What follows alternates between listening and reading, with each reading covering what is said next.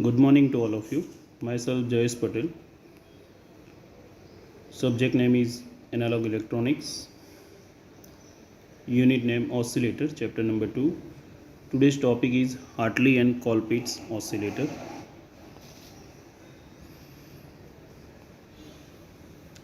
Objective: circuit diagram, introductions, working, application, advantages and disadvantages. First one is the Hartley oscillators. The circuit diagram. VCC is the input. અહીંયા આપણે એક transistor use કરેલો છે, NPN transistor. NPN ટ્રાન્ઝિસ્ટરના base સાથે બે voltage divider resistance R1 અને R2 connect કરેલા છે. કલેક્ટર સાથે આપણે RFC કનેક્ટ કરેલું છે. નીચે એ મીટરના જે ટર્મિનલ સાથે રેઝિસ્ટન્સ અને કેપેસિટર મૂકેલું છે. રેઝિસ્ટન્સ ટેમ્પરેચર કંટ્રોલિંગ માટે અને કેપેસિટર એક્રોસના વોલ્ટેજ ડ્રોપ કરવા માટે. આઉટપુટ વોલ્ટેજની અંદર એક કેપેસિટર કનેક્ટ કરેલું છે, સેમ થિંગ ઇનપુટમાં કનેક્ટ કરેલું છે. જે હાર્ટલી ઓસિલેટર જે છે એની અંદર આપણે બે ઇન્ડક્ટર અહીંયા L1 અને L2 દેખાય છે. એક જ ઇન્ડક્ટરની વચ્ચે ટેપિંગ પ્રોવાઈડ કરેલું છે, અર્થ કરેલું છે, અને એની એક્રોસમાં કેપેસિટર C1 કનેક્ટ કરેલું છે. હવે હાર્ટલી ઓસિલેટરની વાત કરીએ તો Hartley oscillator is widely use and a local oscillator in radio receiver. It consists of a single stage CE amplifier and LC network as a feedback circuit.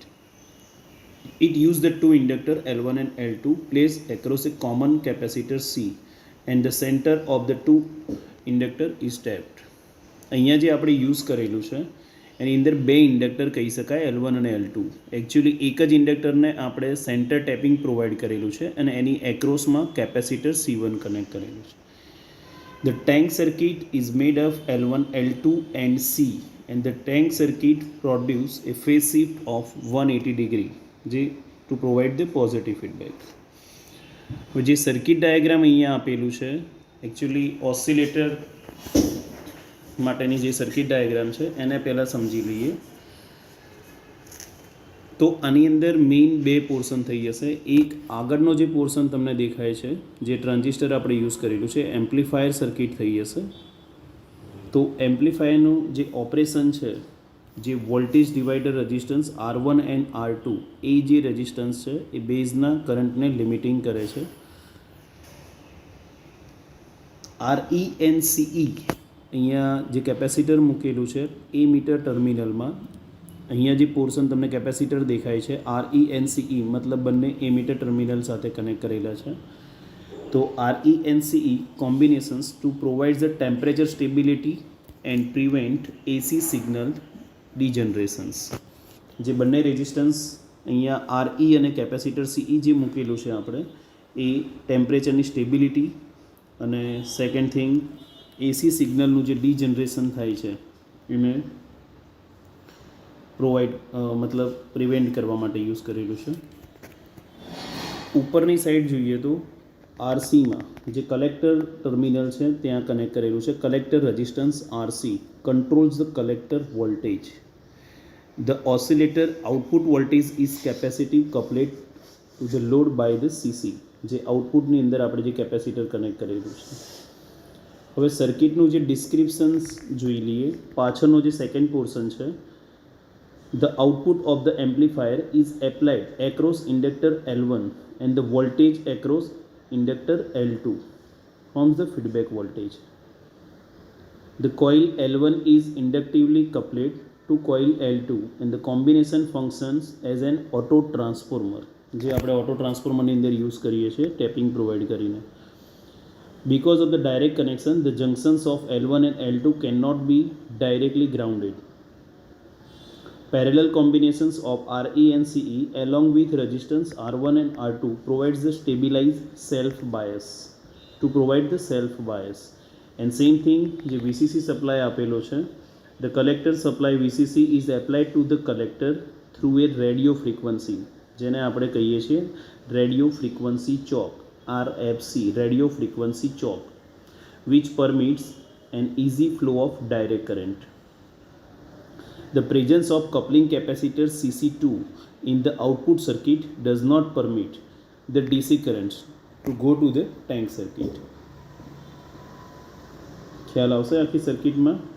અહીંયા બે પોર્શન છે જેની અંદર આપણે એલ અને સીનો યુઝ કરેલો છે. એલની સેન્ટર ટેપિંગ પ્રોવાઈડ કરેલું છે અને આગળનો જે પોર્શન છે એ સેમ છે, મતલબ આગળ જે આપણે ઓસિલેટર જોયા છે એનો ટોટલી ફંક્શન સેમ છે. એમ્પ્લિફિકેશન્સ પ્રોવાઈડ કરે છે બાય એનપીએન ટ્રાન્ઝિસ્ટર. એની અંદર મેઇન ખાસ જે યાદ રાખવાનું છે, ઇનપુટ સાઇડ આપણે અહીંયા કેપેસિટર યુઝ કરેલું છે. એના પછી જે R1 અને R2 રેઝિસ્ટન્સ છે એ પર્ટિક્યુલર બેઝ સાથે કનેક્ટેડ છે, જેને આપણે વોલ્ટેજ ડિવાઈડર રેઝિસ્ટન્સ કહીએ છીએ, જે બેઝના વોલ્ટેજ અને કરંટને કંટ્રોલ કરે છે. એની અંદર R1ને પણ આપણે ફિક્સ કરી શકીએ છીએ, મીન્સ કોન્સ્ટન્ટ રાખી શકીએ છીએ. એ ડિપેન્ડ્સ ઓન બેઝ કરંટ. અને ઉપર જે છે RFC જે છે એક આપણે રેડિયો ફ્રીક્વન્સી ચોક યુઝ કરેલો છે.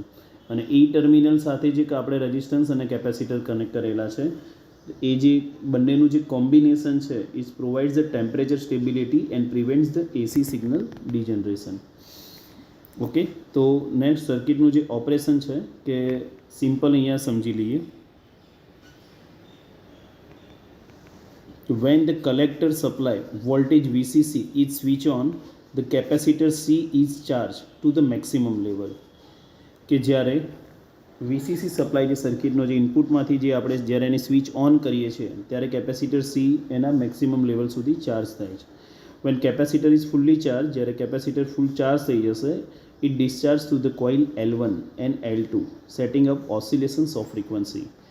જે કેપેસિટર જ્યારે ફૂલ્લી ચાર્જ થઈ જશે ત્યારે જે એની એક્રોસમાં જે લગાવેલું છે L1 અને L2, જ્યારે ડિસ્ચાર્જ થશે ત્યારે શું થશે, એની ફ્રીક્વન્સીનું ઓસિલેશન્સ વધી જશે. The output voltage of the amplifier appears across the L1 and feedback voltage is developed જે સેકન્ડ કોઇલ છે L2 થી. The oscillation across inductor L2 are applied to the base emitter junctions of the transistor and the appear in the amplified from in the collector circuit જે ઉપરના પોર્શન્સમાં આપણે આપેલી છે. હવે જે એમ્પ્લીફાયર સર્કિટ જે amplified output in the collector circuit is of the same frequency that the oscillatory circuit. And last one is the amplified output in the collector circuit is supplied to the tank circuit in order to meet the losses.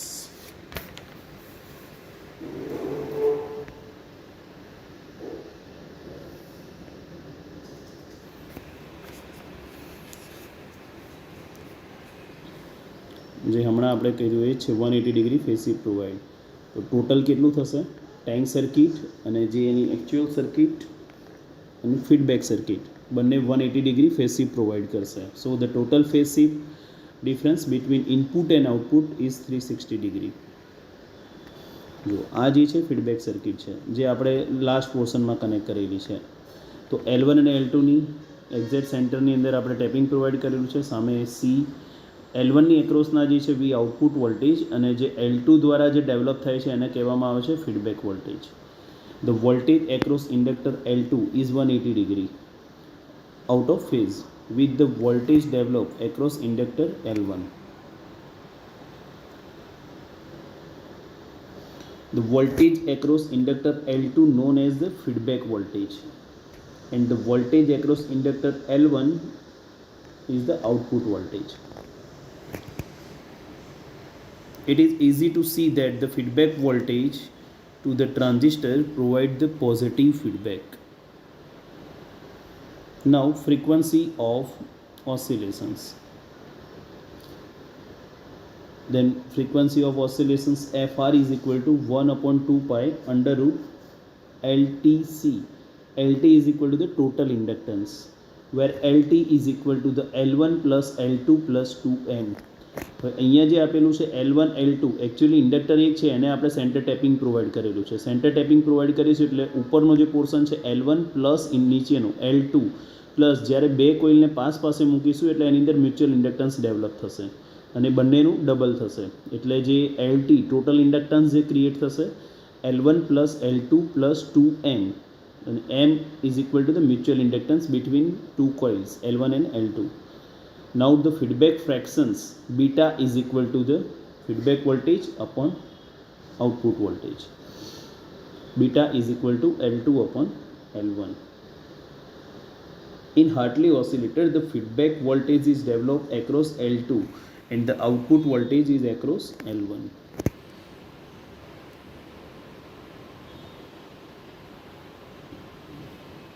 Okay, now advantages of these oscillators. તો હાર્ટલી ઓસિલેટરની અંદર જેનો advantage છે, it is easy to tune, frequency can be change by variable કેપેસિટરનો use કરીને તમે એની frequency change કરી શકો છો. સેમ થિંગ ઇન ડિસએડવાન્ટેજ, જેની સ્ટેબિલિટી છે ઘણી વીક છે, ફ્રીક્વન્સી સ્ટેબિલિટી. અને applications majority radio and TV રિસીવરની અંદર એનો યુઝ થાય છે, અને સેમ થિંગ એઝ અ લેબની અંદર ફંક્શન જનરેટર તરીકે. નવ જે સેકન્ડ ટોપિક જે છે એ છે કોલપિટ્સ ઓસિલેટર. જે સેમ ઓસિલેટર છે, પહેલાંની અંદર આપણે જે આગળ હાર્ટલી ઓસિલેટર જોયું છે એની અંદર સેમ થિંગ ઇન્ડક્ટરને આપણે ટેપિંગ પ્રોવાઈડ કરતા હતા, અહીંયા આપણે કેપેસિટરને ટેપિંગ પ્રોવાઈડ કરીએ છીએ. તો કોલપિટ્સ ઓસિલેટર સ્ટાર્ટ કરતાં પહેલાં, the Colpitts oscillator is widely use in commercial signal generator up to 100 megahertz સુધી આપણે એનો યુઝ કરી શકીએ છીએ. It consist of single stage CE amplifier and LC network as a feedback circuit. Same thing આગળનો જે પોર્શન છે CE as a amplifier તરીકે, એન્ડ સેમ પાછળનો જે LC નેટવર્ક આપણે યુઝ કરીએ છીએ, જે લાસ્ટ ફિગરમાં હતું સેમ છે, એને આપણે યુઝ કરીશું એઝ અ ફીડબેક નેટવર્ક તરીકે. અહીંયા આપણે શું કરેલું છે, તો it used 2 capacitors C1 and C2, અને બંનેની વચ્ચે એક સેન્ટર ટેપિંગ પ્રોવાઈડ કરેલું છે, અને એની એક્રોસમાં ઇન્ડક્ટર L કનેક્ટ કરેલું છે. The tank circuit is made of C1, C2 and L. શું કરશે? ટેંક સર્કિટ ક્રિએટ કરશે, and this tank circuit produce phase shift of 180 degree. Okay, same circuit ડાયાગ્રામની અંદર જે અહીંયા C1, C2 અને ઇન્ડક્ટર L તમને દેખાય છે, એ આખું ફેઝ શિફ્ટ નેટવર્ક છે. અને આગળનું જે છે CE amplifier, single stage CE amplifier. Same figure સમજાવવા માટે અહીંયા પણ same radio frequency choke use કરેલો છે. વોલ્ટેજ ડિવાઈડર રેઝિસ્ટન્સ તરીકે R1 એન્ડ R2 આપણે યુઝ કરેલું છે. The voltage divider R1 R2 provides the DC emitter base bias. Same અહીંયા પણ RE અને CE જે યુઝ કરેલું છે combinations to provide the temperature stability and prevent the AC signal degenerations. Collector resistance RC controls the કલેક્ટરના વોલ્ટેજને control કરવા માટે RC યુઝ કરેલું છે. And the oscillator output voltage is capacity coupled to the load by the CC. જે same function છે હાર્ટલી ઓસિલેટરના. અહીંયા જે ચેન્જ તમને દેખાય છે, બસ એક જ ચેન્જ છે, ઇન્ડક્ટરને જે આપણે ટેપિંગ પ્રોવાઈડ કરતા હતા એની જગ્યાએ આપણે અહીંયા કેપેસિટરને ટેપિંગ પ્રોવાઈડ કર્યું. તો અહીંયા 2 series capacitor C1 and C2 from the potential divider use for providing the feedback voltage, and same this feedback voltage develop across capacitor C2 provides the regenerative feedback required for the sustained oscillations. And same RE અને જે CE નું જે છે parallel combinations along with resistance R1 and R2 provides the stabilized self bias. The collector supply voltage VCC is applied to the collector through a radio frequency choke RFC, which permits an easy flow of direct current, but at the same time it offers very high impedance to the high frequency echoes. Reason છે capacitor જે connect કરેલું છે. And same thing જે capacitor જે છે CC2 જે છે output સાઇડની કેપેસિટરની વાત છે, it does not permits the DC current. Actually DC કરંટને બ્લોક કરવા માટે આપણે આઉટપુટની અંદર શું લગાવીએ છીએ? કેપેસિટર કનેક્ટ કરીએ છીએ. The presence of coupling capacitor CC2 in the output circuit does not permit the DC current to go to the tank circuit because the flow of DC current in a tank circuit reduce its quality factor Q. જો capacitor અહીંયા connect નહીં કરવામાં આવે તો શું થશે કે જેનો જે DC કરંટ જે છે એ ટેન્ક સર્કિટની અંદર જે ક્વોલિટી ફેક્ટર Qને રિડ્યુસ કરી શકે છે.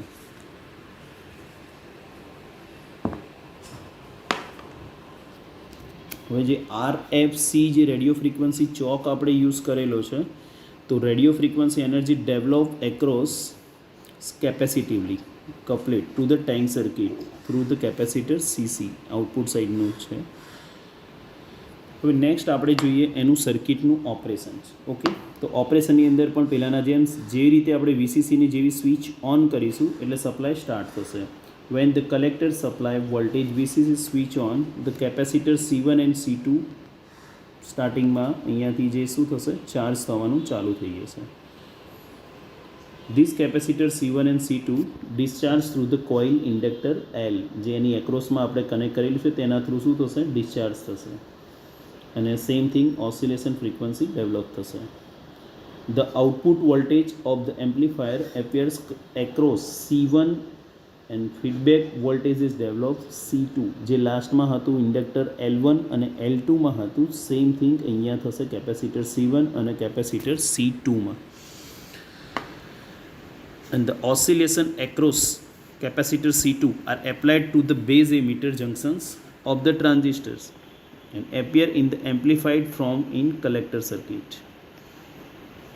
The amplified output in the collector circuit is of the same frequency as the oscillation circuit. Next જે feedback circuit છે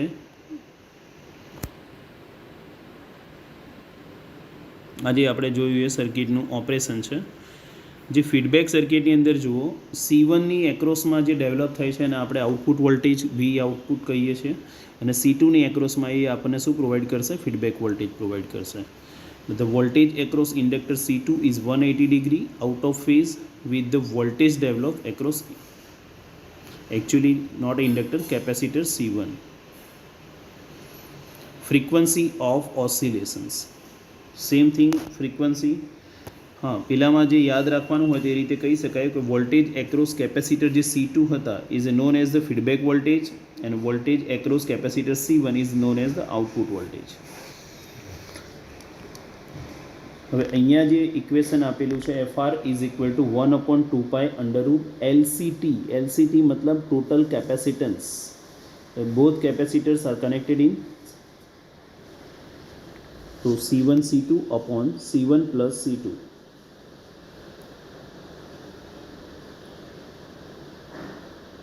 અને જે ફીડબેક ફ્રેક્શન છે beta is equal to feedback voltage upon output voltage C1 upon C2.